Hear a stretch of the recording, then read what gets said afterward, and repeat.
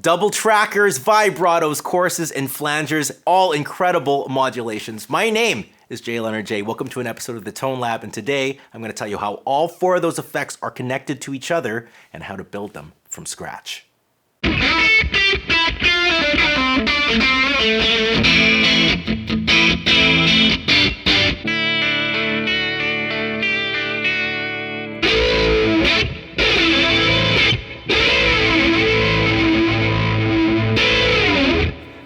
Welcome to another episode of the Tone Lab. These are my favorite videos to make on the page, definitely. And it's all about understanding your gear and learning how to manipulate it to get the sounds you hear in your head, how to recreate the sounds of your idols.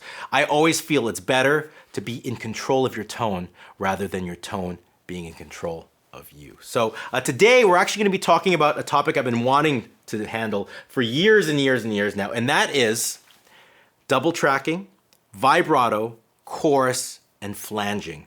All four of those effects, really wonderful tools to have in your sound arsenal. I'm sure all of you have at least one of those pedals. If not, you have all four. If not, you have multiple versions of all four, just because they are so useful and so wonderful sounding.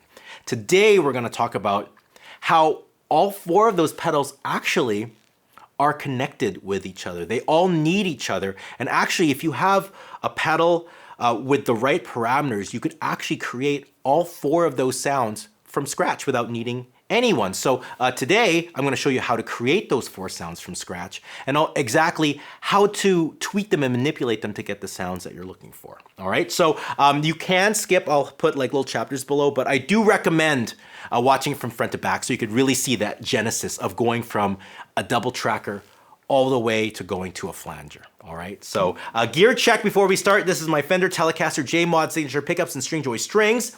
I got a Bad Cat Hot Cat, and the pedal I'm using today is the Spaceman Meridian, a really handy pedal because it has all the parameters we need to create the sounds that we're looking for today. So let's start off with a delay, our double tracker. A double tracker, when I think of double tracking, I think of like Beatles songs, like what they do to vocals and stuff like that. All it is it's your sound mixed in with the delayed version of your sound. And it's not a big delayed version, like a slapback delay, which is like 120 milliseconds of delay. We're talking even tighter, like 25 milliseconds, 40 milliseconds of delay. So you really can't hear the repeat. It just sounds like this smear of interesting, all right? So let's create it. On the pedal here, we're only gonna look at mix and time. So we have our time going from 1 millisecond all the way to 50, all right? So let's put it like right around here. That will be how much delay we're gonna have. And I'm slowly gonna play with the mix. I'm gonna go from 0, full clean, all the way to a half blend with that delay sound. Let's hear what it sounds like. This is just the bare bones, no effect sound.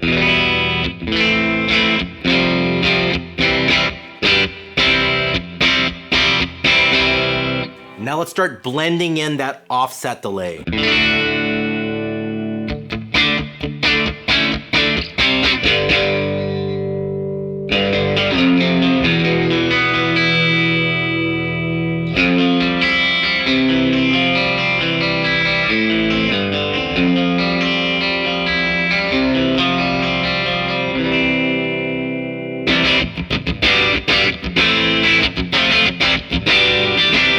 This is with it off. And this is with it on.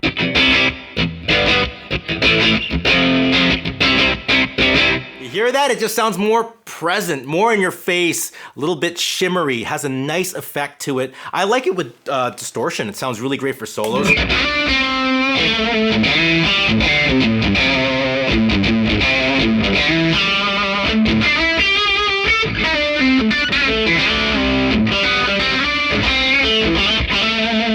You can play with the amount of offset.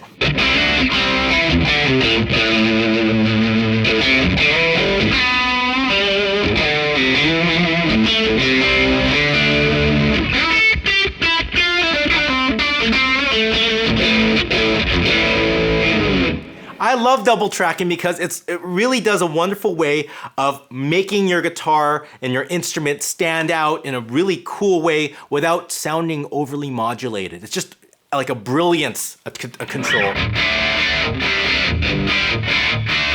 It's like almost like a chorus, but it's not. Really, really beautiful sound. Now we'll go from our double tracking to a vibrato, all right? So vibrato is actually a pitch modulation, similar to the way we just use our whammy bar on our guitar. That's a vibrato, just going up in pitch and down in pitch.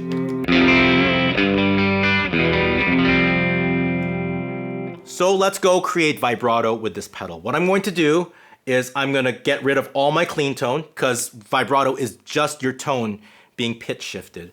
I'm gonna get rid of the delay offset. I'll bring it down to 1 millisecond so my tone is more immediate. And you could hear it just sounds normal.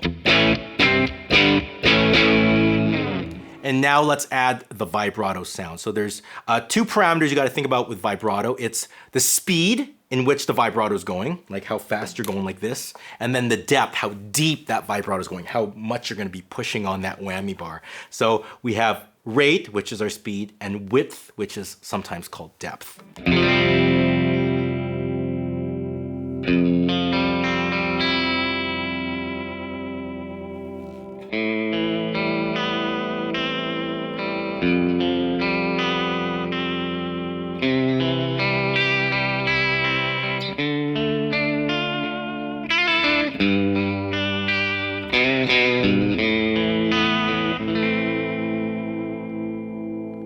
You can slow it down, get like this old record kind of sound.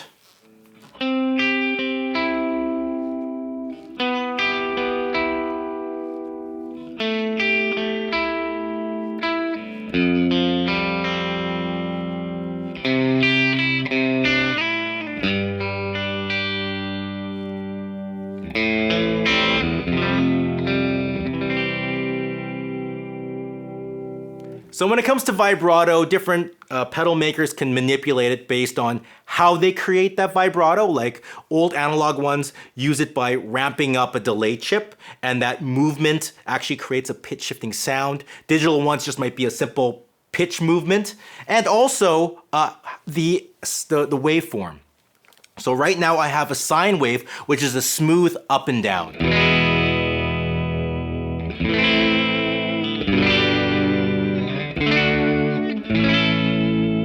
Here's a different waveform. This is a triangle, which is more of like an A to B, more jagged kind of sound.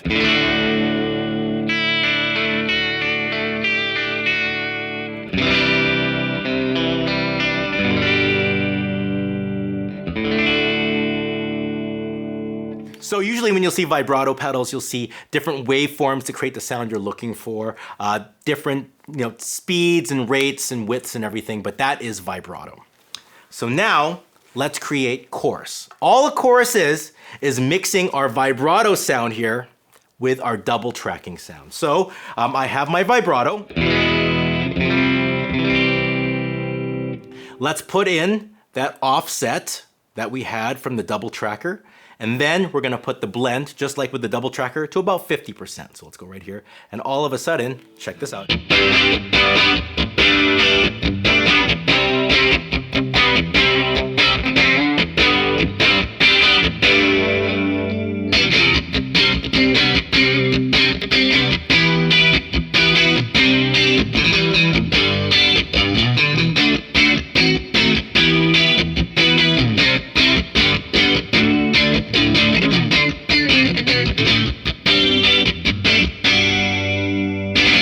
Lovely, lovely.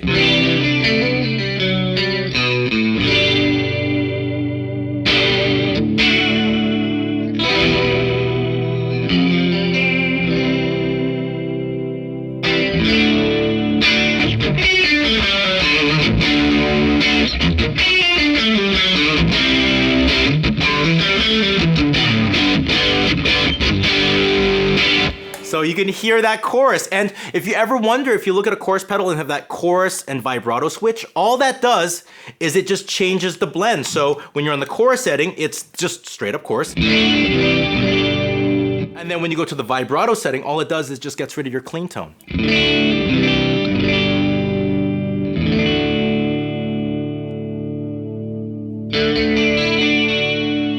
Isn't that funky? Super, super funky stuff. And the way different people that create chorus can tweak their pedal is it comes down to, again, what waveform they're going to use. A lot of people like using triangle waves for choruses, but you can use sine waves as well.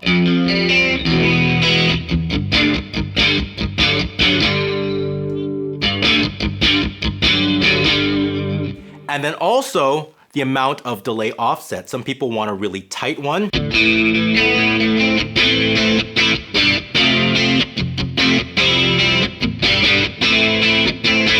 Or maybe something with more offset.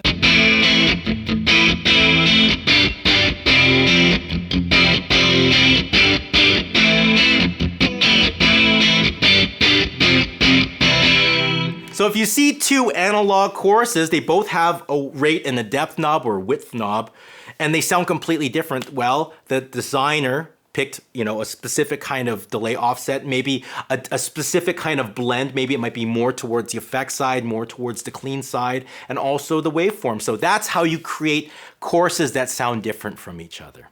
All right, so now you can see we can use a chorus pedal to create delay and double tracking. How are we going to create flanging? That's the last one. And flanging, one of my favorite effects. And let's start off with flanging is we're going to really drastically lower that offset. Where I like chorus, chorus going from 20 milliseconds and up. With flanger, I like to tighten it up a lot more, between 1 and 5 milliseconds of offset.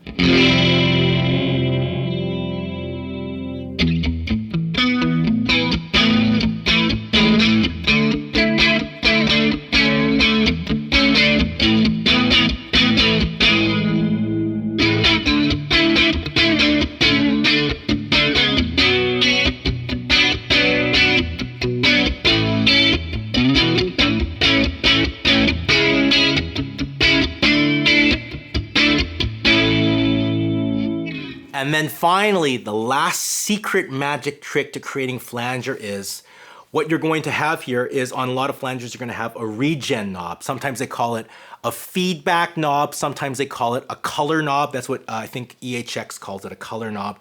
And what that is it's a feedback control. You're feedbacking your colored sound into each other. You're feedbacking that, vibrato sound into each other. So the same way repeat or feedback knob on the delay pedal creates delay repeats, the regen is going to feedback itself. Only since the delays are so tight, you're not going to really hear the repeats. You're actually just going to hear something a little bit spacier.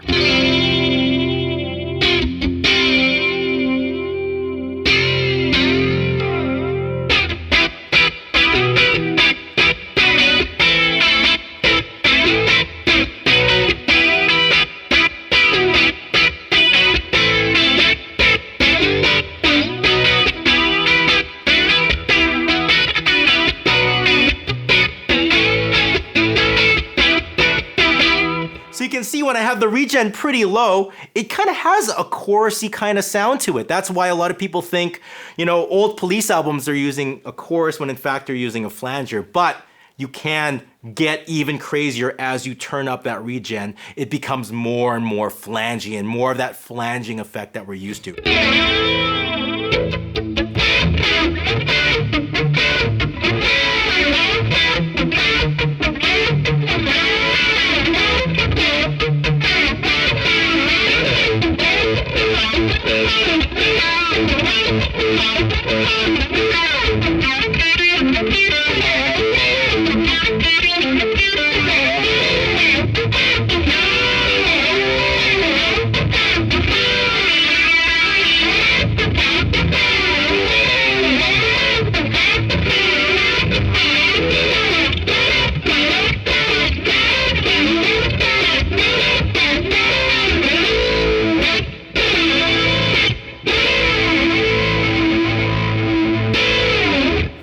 So that is how all of these effects come together. You have double tracking, which is just your sound with the delay offset.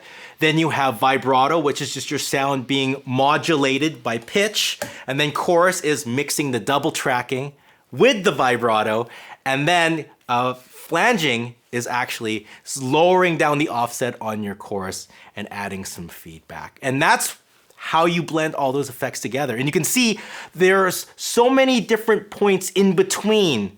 You know, like if you put your chorus offset really low and, you know, just barely put on the regen, or maybe not put any regen at all, you can start seeing where the lines between the different effects start blurring. And that's when the real magic happens. So that's how you can do it. Have fun tweaking and have a wonderful day.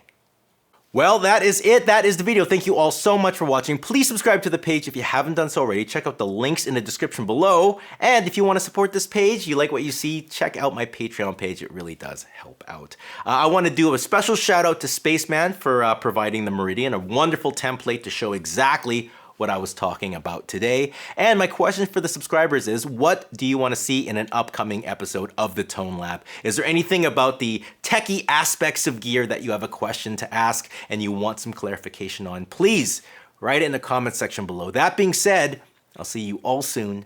Take care and goodbye.